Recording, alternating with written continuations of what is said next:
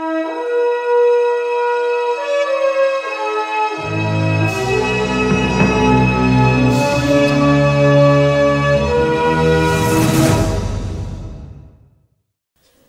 And welcome in next 9 news. मैं हूं आपकी होस्ट नैन्सी और आप सभी का मैं स्वागत करती हूं आज खास प्रोग्राम में। भाई हाल ही में टीवी टाउन का most popular show big boss खत्म हो चुका है, जहां पर बिग बॉस सीजन 12 की विजेता रही दीपिका कक्कर। हालांकि अगर इनकी जर्नी की बात की जाए तो इनकी जर्नी काफी ज्यादा दिलचस्प रही।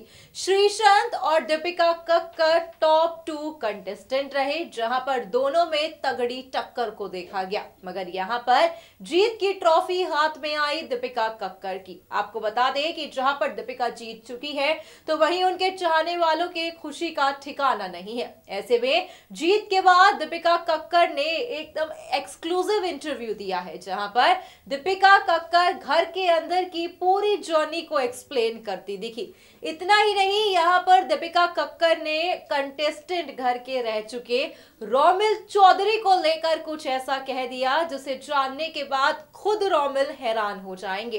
अब हम यहां पर आपको वीडियो में दिखाएंगे कि किस तरह से पहले तो दीपिका कक्कर अपनी खुशी का यहां पर उनका ठिकाना नहीं था, अपनी खुशी को यहां पर जाहिर करती दिखी, तो वहीं यहां पर उन्होंने पूरे घर को एक एक वर्ड में डिफाइन किया। आप देखिए हमारा ये खास प्रोग्राम, जहां पर आपको पता चलेगा कि जीत के बाद बाहर आते ही किन किन चीजों का खुलासा दीपिका कक्कर कर रही हैं। Just take a look.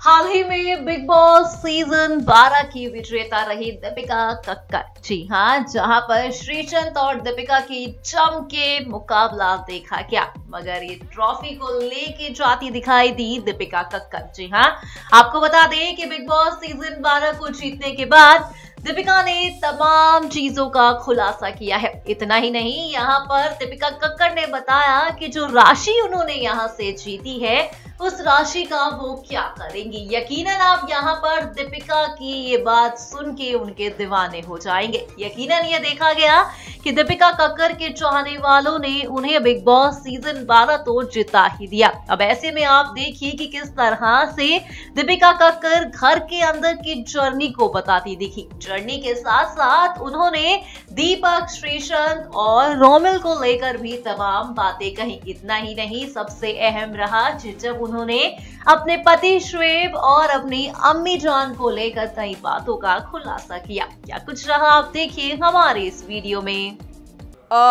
Price amount मेरा सपना है कि मैं अम्मी के लिए एक घर खरीदना चाहती हूँ, तो ये पैसा वहाँ जाएगा and the house hunt begins in the new year. So yeah, thank you so much, thank you guys. Happy New Year to all of y'all. Can I just quickly say something for my fans? Okay. Guys, फिर से दिल से आप सबको बहुत बड़ा thank you बोलना चाहूँगी। वहाँ पे एक बैटल कॉन्स्टेंटली एक चीज़ लड़ते रहना अपने आप में एक चैलेंज है, लेकिन जिस तरह से आप लोगों ने मुझे समझा है और मुझे शोएब और सबा ने बताया कैसे आप लोग रात भर जग के you all kept voting for me and you all used to plan and you all used to make me trend, आप सब लोग, so all my fans, दिल से thank you so much. Dip Stars, I love y'all. Y'all have made me win this. आप लोगों ने मैं जो कर रही थी उसमें अपना बिलीव कायम रखा, so this is for y'all also. ये हम सबकी जीत है. Thank you so much. God bless you all. Wish you a very very very very happy new year. और जैसा शोएब हमेशा कहते हैं, आप हैं तो हम हैं, so दिल से thank you guys. Journey definitely अपने आप में एक बहुत बड़ा चैलेंज रही है, बिकॉज जब हम बाहर होते हैं तो आम दुनिया में आपको हर कदम पे कोई जानबूझ के बातें नहीं सुनाता आपको डिमीन करने के लिए या आपको नीचा दिखाने के लिए। मैंने जो भी किया उस घर में वो फेक ही कहा गया, चाहे वो लोगों के लिए खाना बनाना हो, चाहे वो किसी को जाके एक सपोर्ट देने की कोशिश करना हो, हर बार यही बोला गया कि ये फेक है, ये इसकी स्ट्रैटेजी है, व्हाटएवर। तो बहुत डिफ़िकल्ट जर्नी रही है। मेरा एक ही कहीं ना कहीं मैंने एक ही चीज़ सोची थी कि मैं जिस तरह से हूँ मैं अपनी ऑनेस्टी बरकरार रखूँगी, मुझे जैसा जिस चीज़ पे दिल से सही लगता है मैं वैसे रिएक्ट करूँगी, और घर वालों को कुछ प्रूव करने का फ़ायदा नहीं है, लेकिन मेरी ऑडियंस डेफिनेटली समझेंगी at the end of 3 months, and वो हुआ, and I am very happy and thankful for that.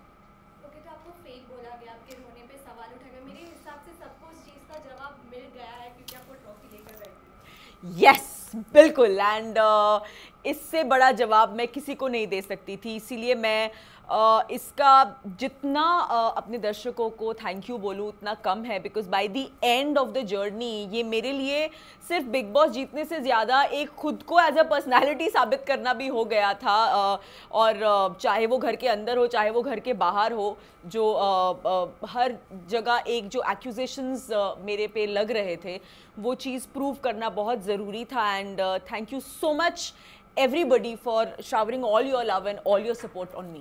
Big boss की जर्नी हमेशा उतार चढ़ाव से भरी रहती है मैम। जी।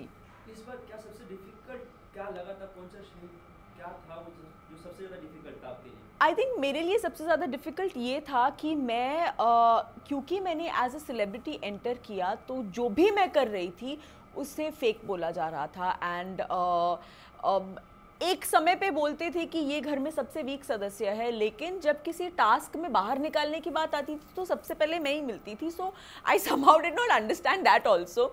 सो ये चीज़ मेरे लिए बहुत डिफ़िकल्ट थी कि मैं घर में जो भी कर रही थी उसको एक नेगेटिव पॉइंट ऑफ व्यू से देखा जाता था, एंड बाद में उसी तरह से मुझे बोला जाता था कि आप किसी के साथ मिलती नहीं हो, आप किसी के साथ बात नहीं करती हो, अगर मैं आपसे कोई बात करने की कोशिश कर रही हूँ 2 दिन बाद आप उस पर सवाल उठा रहे हो तो मैं बार बार वो क्यों करूँगी अपने आप को बेइज्जत करवाने के लिए।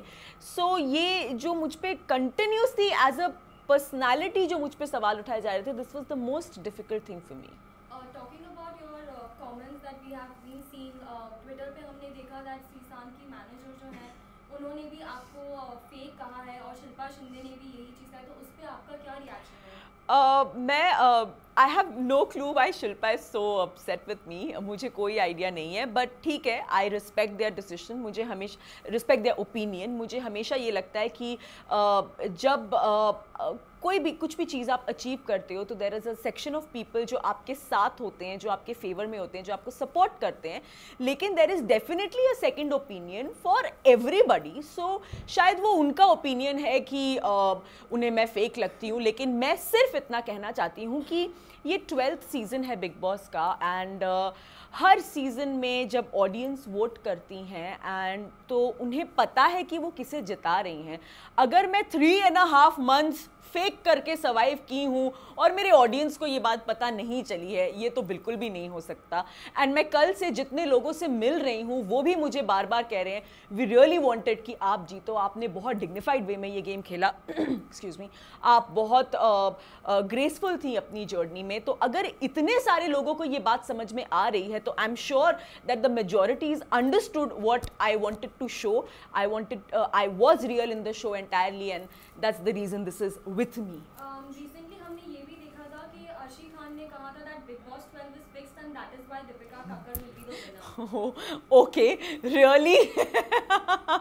अगर ऐसा होता तो फिर तो मैं झलक की भी विनर होनी चाहिए थी, क्योंकि मेरे सीजन जब झलक का चल रहा था तब तो मैं शो कर रही थी। मुझे नहीं लगता कि बिग बॉस में कुछ भी फिक्स्ड हो सकता है, क्योंकि आप एक कैमरा के नीचे 24/7 हो फॉर 105 days एंड जनता आपको जज कर रही है, तो there is no way of Bigg Boss being fixed. I don't think so and I am sure my audience will agree with me and बाकी वो उनका ओपिनियन है, I respect that, no problem at all. अच्छा दीपिका, हमने देखा था कि भुवनेश्वरी जी का जो इंटरव्यू है उसमें उन्होंने ये चीज़ जाहिर की कि उन्हें भी कहीं ना कहीं वो चीज़ें समझ में आ रही है कि श्रीसन का फैंडम बहुत अच्छा था और सब कुछ अच्छा होने के बावजूद भी वो जीते नहीं है, तो कहीं ना कहीं वो एक्सेप्ट नहीं कर पा रही है इन बातों को। तो आप मिली थी उनसे? तो जी बिल्कुल मैं मिली थी, मैं बिल्कुल उनसे मिली थी। ऑफ कोर्स हम दोनों स्टेज पे ही थे, भाई और मैं, इन द टॉप 2 एंड मैं उनको मिली। उन्होंने बहुत वार्मली मुझे हग करके मुझे कंग्रेचुलेट किया।